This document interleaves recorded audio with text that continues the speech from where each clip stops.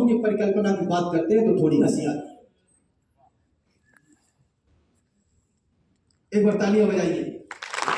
चंद्रवती राज का अवधेश कहलाते थे वो, 4 पुत्रों के पिता प्रथमेश कहलाते थे वो, 10 दिशाओं में हुक्म चलता था जिनके नाम का, जिनके आंगन में हुआ अवतार था प्रभु राम का, जिनके आंगन में स्वयं ब्रह्मा भी आकर झूमते, जिनके दल को देवगण मंदिर समझकर चूमते, जिनके हथियारों के आगे शत्रु टिकते ही न थे, भागते थे प्राण लेकर, रण में दिखते ही न थे, वही दशरथ आज चौथेपन में देखो डर रहे, परिवार की दूषित कपटता में उलझकर मर रहे। तो बात वचनों की सुनहरी रीत रघुकुल की सुनो, पुत्र की माता पिता से प्रीत रघुकुल की सुनो। एक तरफ है राज्य और दूसरी तरफ माता पिता, एक तरफ वैभव है और दूसरी तरफ जलती चिता, एक तरफ है ठाठ सत्ता का बड़ा अधिकार है, एक तरफ माता पिता और भाइयों का प्यार है, एक तरफ शासन है, शासन का बड़ा उत्कर्ष है, एक तरफ 14 बरस का जंगली संघर्ष है। तो मुस्कुराकर राम ये बोले मेरी मैया सुनो, अर्धांगिनी सीते सुनो, गुरुतात और भैया सुनो, राज रघुकुल का हमारी रीत से बढ़कर नहीं और भरत भैया की पावन प्रीति से बढ़कर नहीं। परिवार खुश ना कर सके तो राम ही किस काम का, नाम ना चरितार्थ हो तो नाम ही किस काम का। छोड़ सिंहासन हृदय की आस को फिर चुन लिया और राम ने 14 बरस वनवास को फिर चुन लिया।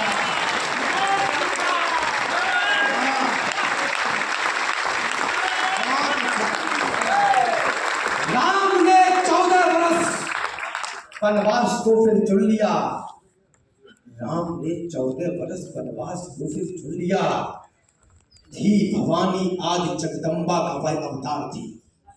मात्र सभी ध्यान से सुने, हम एकल परिवार से न्यूक्लियर परिवार तक, हमको लगता है कि 2 कमरे, kitchen, latrine, washroom and that's all. माफ करना, थी भवानी आदि जगदम्बा का वह अवतार थी, वह सती सीता जो सारे विश्व का विस्तार थी, भगवान की अर्धांगिनी थी और अनुपम रूप थी, संस्कारित और मर्यादित प्रकृति अनुरूप थी। परिवार छोड़ा और पति के साथ वो वन को गई, पति भी भटकते ही रहे, वो भी कभी खुश ना रहे। परिवार छोड़ा था उसी का ही उन्हें प्रतिफल मिला, वनवास से आई मगर आते ही फिर जंगल मिला।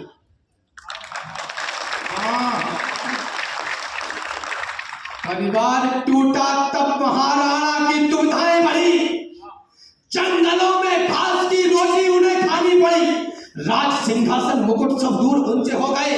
इतिहास कहता है कि राणा जंगलों में खो गए, भाई छोटा शक्ति सिंह दुश्मन से जाकर मिल गया, बस तभी दुश्मन का मुखमंडल कमल सा खिल गया। साथ देता शक्ति तो उसकी अलग ही बात थी, जीतते वह काल को अकबर की क्या औकात थी।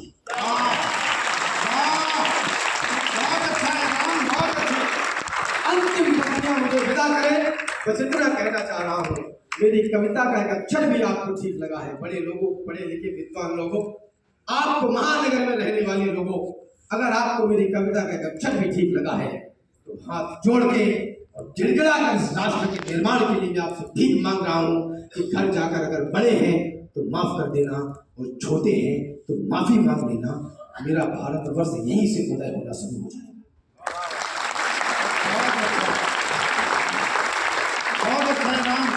परिवार टूटा तो तब से भारत में सुनामी आ गई, विश्व गुरुओं के घराने में गुलामी आ गई।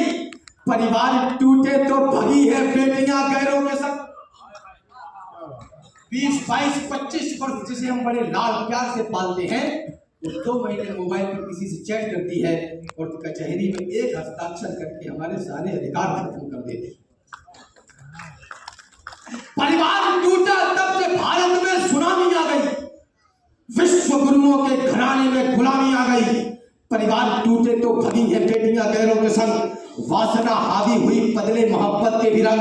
परिवार टूटे तो हमें अफसर मिले, याकूब मिले, देशभक्ति के बदन पर द्रोह के चाबुक मिले। परिवार टूटे तो नई नस्लें अभागी हो गई, बोतलों में डूबकर पूरी शराबी हो गई। इसलिए परिवार को मुट्ठी बनाकर देखिए, भाइयों में प्रेम का दीपक जलाकर देखिए, बहन को अपनी सदा पद्मावती सिखलाइए, माँ सती सीता का सुंदर बिंब भी दिखलाइए, पिता माता के चरण की धूल को माथे धरो, जहां तक संभव रहे जो वो कहें वो ही करो, तुम सदा दादी व दादा के बचाना मान को, इस तरह से तुम बचा पाओगे हिंदुस्तान।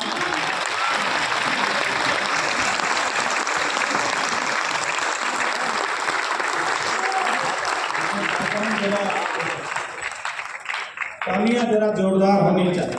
अरे अभी जाना नहीं है, आ रहे हैं ना, इशारा करके गए हैं कि